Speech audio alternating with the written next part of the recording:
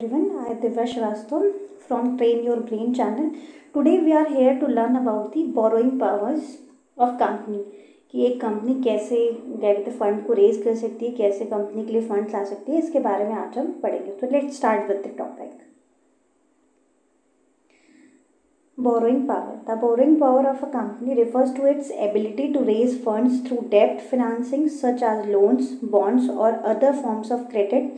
It is a measure of a company's credit worthiness and its ability to secure funding from lenders and investors.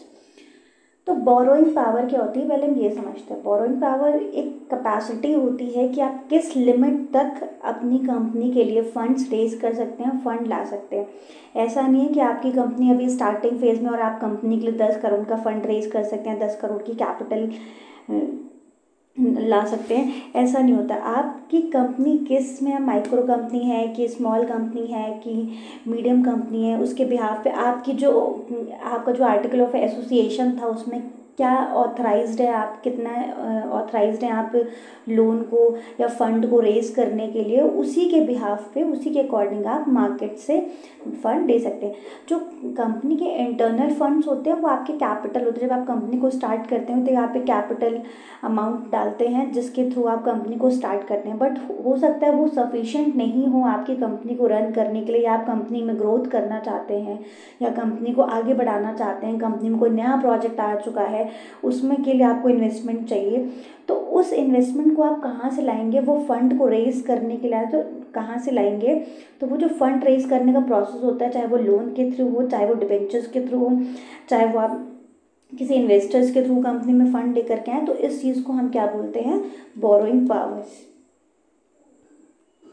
Key factors. The borrowing power of a company is influenced by various factors including credit history and credit rating. अब आपको company के लिए fund लाना है, company के लिए fund raise करना है, तो आपको कोई भी कैसे ही फंड दे देगा, कोई आपकी क्रेडिबिलिटी नहीं देखेगा, कुछ नहीं. तो आपको कंपनी या कोई बैंक या कोई भी अदर फाइनेंशियल इंस्टीट्यूशन आपको लोन देगा या आपको फंड देगा, तो उसके लिए क्या फैक्टर्स को वो एनालाइज करेगा, वो फैक्टर्स हम यहाँ पे देखेंगे. Credit history and credit rating. अगर आपने पहले कभी क्रेडिट लिया है, आपने कोई फंड रेज किया था, तो वो क्या कितने अमाउंट का लिया था और आपने उसका रीपेमेंट कैसे किया है, कितने टेन्योर में, क्या क्या ड्यूरेशन रही उसको, क्या फ्रीक्वेंसी रही उसको आपको रीपे करने की. ये सारी चीज़ें हम जब कोई फंड रेज करता है तो कंपनी के बारे में देखते हैं. Financial performance and stability.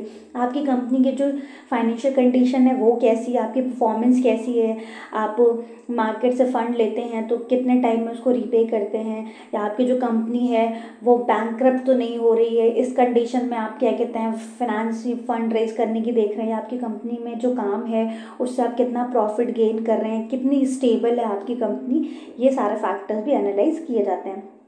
Collateral and asset quality. आपकी जो कंपनी है वो अगर किसी कोलेट्रल बेस पे फंड लेने जा रही है या कोई एक एसेट दे रही है अपनी, उसके बिहाफ पे वो फंड रेज करने जा रही है, तो उसकी क्या वैल्यू है. लाइक कि अगर मे बी कंपनी के पास कोई प्रॉपर्टी है जो 50 लाख की है, तो जब आप बैंक में आप कोलेट्रल रख के कोई एक अपनी एसेट दे करके फंड रेज करते हैं, तो वो पहले वैल्यूएशन करती है कि आपकी जो प्रॉपर्टी है वो उसकी क्या वैल्यू होगी, उसके बिहाफ पे बैंक आपको कितना दे सकते हैं. अगर इनकेस आप रीपे नहीं कर सकते हो तो बैंक या जो भी फाइनेंशियल इंस्टीट्यूशन है, जो भी इन्वेस्टर है, वो उसको सेल आउट करके अपनी जो भी क्या कहते हैं फंड है उसको वो कवर अप कर पाएगा कि नहीं कर पाएगा. इसके बेस पे भी आपका फंड रेज होता है. Industry and market condition.